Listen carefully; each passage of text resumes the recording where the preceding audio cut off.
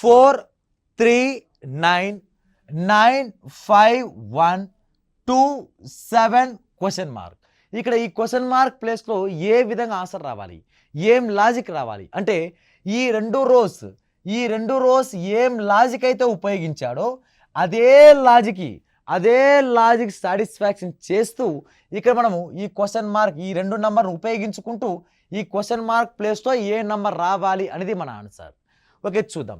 ఇక్కడ ఏం లాజిక్ ఇచ్చాడంటే అతను ఇక్కడ క్వశ్చన్ నంబర్స్ ఇక్కడ ప్లేసెస్ నెంబర్ యాడ్ చేస్తే అంటే 4 + 3 + 8. ఓకే, యాడ్ చేస్తే ఏమొస్తుంది? ఇక్కడ వాల్యూ 4 + 3 11, 11 + 4 11 + 4 అంటే మొత్తం కలిపేస్తే 15, 11 + 4 మొత్తం 15. ఇది అదే విధంగా 9 + 5 5 + 1. ఓకే, ఇక్కడ యాడ్ చేస్తే 9 + 5 + 1 వాల్యూ ఎంత అంటే ఇక్కడ 15. 9 + 1 10, 10 + 5 15. ఇక్కడ మొత్తం ఆ రోలో ఉన్న నంబర్స్ అన్నిటిని యాడ్ చేస్తే అంటే 15 రావాలంట. అంటే ఇప్పుడు ఇక్కడ లాజిక్ ఏంటంటే మనం 2 + 7 + ఇక్కడ అన్నౌన్ టర్మ్ x అనుకుందాం. ఇక్కడ యాడ్ చేస్తే ఎంత రావాలంటే 15 రావాలి.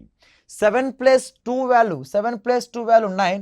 ఇప్పుడు x = 15లో నుంచి 9 తీసేస్తే మన ఆన్సర్ ఎంత? 6. అంటే ఇక్కడ 6 ఉంటేనే మనకి ఈ రో అంతా కలిపితే మనకు ఆన్సర్ 15 వస్తుంది.